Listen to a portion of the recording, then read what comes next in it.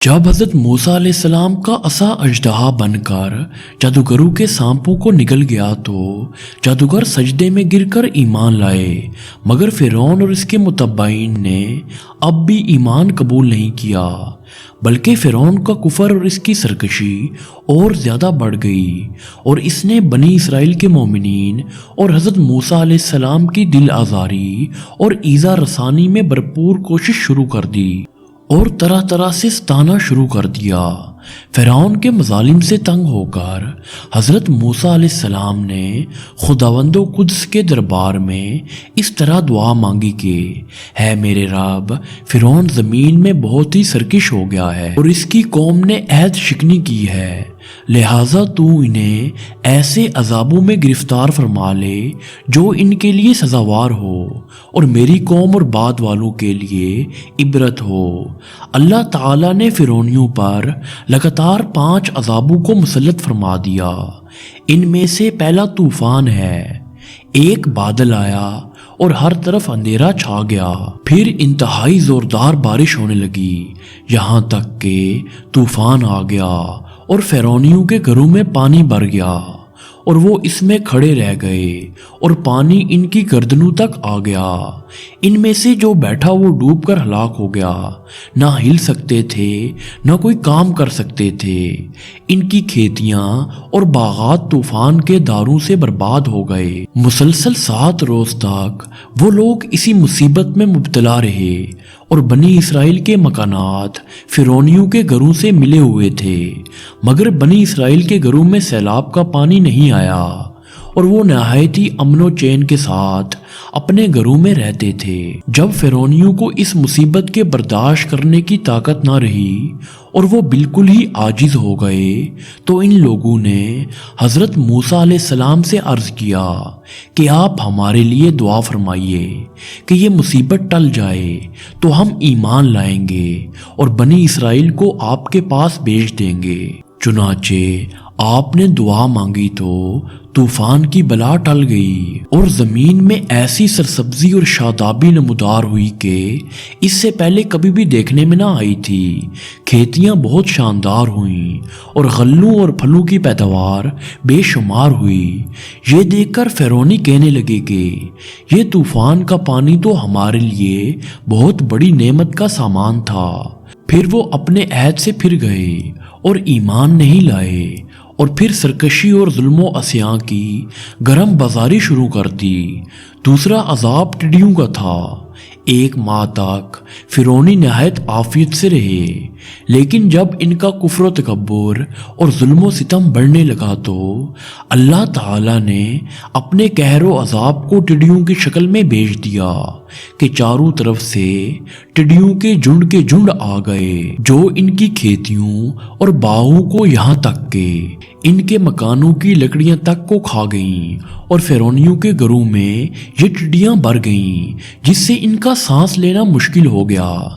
मगर बनी इसराइल के मोमिनीन के खेत और बाग और मकानात इन टिड्डियों की जलगार से बिल्कुल महफूज रहे। ये देखकर फिरौनियों को बड़ी इबरत हो गई और आखिर इस अजाब से तंग आकर फिर हज़रत मूसा अलैहिस्सलाम के आगे अहद किया कि आप इस अजाब के दफा होने के लिए दुआ फरमा दें तो हम लोग ज़रूर ईमान ले आएंगे और बनी इसराइल पर कोई जुल्मो सितम न करेंगे। चुनाचे आपकी दुआ से 7वें दिन ये अजाब भी टल गया और ये लोग फिर 1 माह तक नहायत ही आराम और राहत में रहे,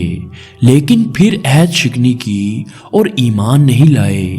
इन लोगों के कुफर और इस्यां में फिर इजाफा होने लगा। हज़रत मूसा अलैहिस्सलाम और मोमिनीन को इज़ाएं देने लगे और कहने लगे कि हमारे जो खेतियां और फल बच गए हैं वो हमारे लिए काफ़ी हैं, लिहाजा हम अपना दीन छोड़कर ईमान नहीं लाएंगे। तीसरा अजाब गन का था। ये एक छोटा सा कीड़ा था जो खेतों की तैयार फसलों को चट कर गया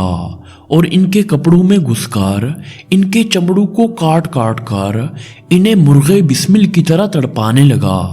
یہاں تک کہ ان کے سر کے بالوں، داڑھی، مونچھوں، بومروں، پلکوں کو چاٹ چاٹ کر اور چہروں کو کاٹ کاٹ کر انہیں چیچک روح بنا دیا۔ یہ کیڑے ان کے کھانوں، پانیوں اور برتنوں میں گھس جاتے تھے، جس سے یہ لوگ نہ کچھ کھا سکتے تھے، نہ کچھ پی سکتے تھے، نہ لمحہ بھر کے لیے سو سکتے تھے، یہاں تک کہ ایک ہفتے میں اس قہر آسمانی سے بلبلا کر وہ لوگ چیخ پڑے اور پھر حضرت موسیٰ علیہ السلام کے حضور حاضر ہو کر دعا کی درخواست کرنے لگے اور ایمان لانے کا عہد دینے لگے۔ آپ نے ان لوگوں کی بے قراری اور گریہ وزاری پر رحم کھا کر دعا کر دی اور یہ عذاب رفع و دفع ہو گیا۔ لیکن فرعونیوں نے پھر اپنے عہد کو توڑ ڈالا۔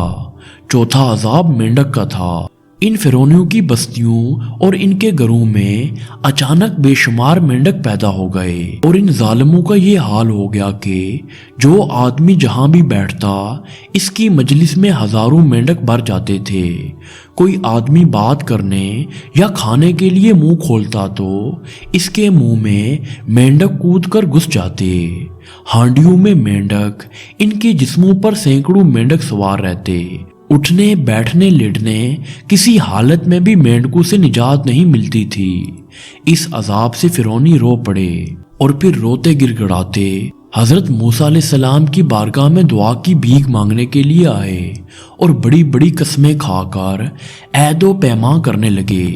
کہ ہم ضرور ایمان لائیں گے اور مومنین کو کبھی تکلیف نہیں دیں گے۔ چنانچہ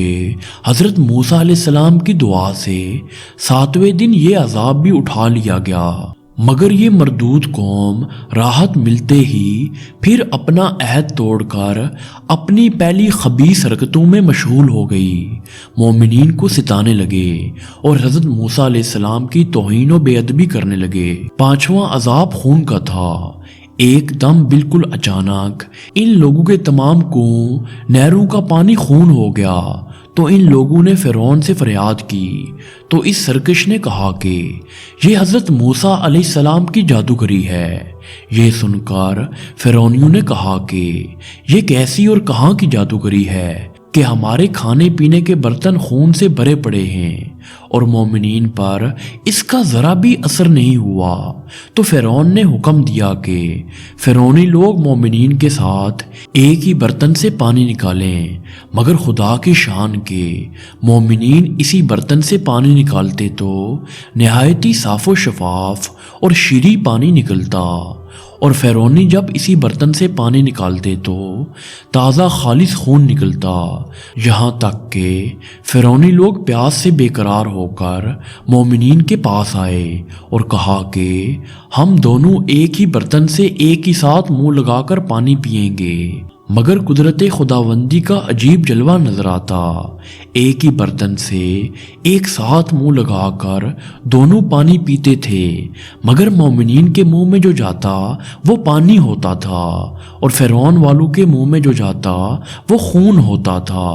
مجبور ہو کر فرعون اور فرعونی لوگ گھاس اور درختوں کی جڑیں اور چھالیں چبا چبا کر چوستے تھے، مگر اس کی رطوبت بھی ان کے منہ میں جا کر خون بن جاتی تھی۔ فرعونیوں نے پھر گڑ گڑا کر حضرت موسیٰ علیہ السلام سے درخواست کی تو آپ نے پیغمبرانہ رحم و کرم فرما کر پھر ان لوگوں کے لیے دعائے خیر فرما دی۔ تو 7ویں دن اس خونی عذاب کا سایہ بھی ان کے سروں سے اٹھ گیا، پھر بھی وہ ایمان نہیں لائے اور اپنے کفر پر اڑے رہے اور ہر مرتبہ اپنا عہد توڑتے رہے، یہاں تک کہ اللہ تعالیٰ کے قہر و غضب کا آخری عذاب آ گیا کہ فرعون اور اس کے متبعین سب دریائے نیل میں غرق ہو کر ہلاک ہو گئے اور ہمیشہ کے لیے خدا کی دنیا ان عہد شکنوں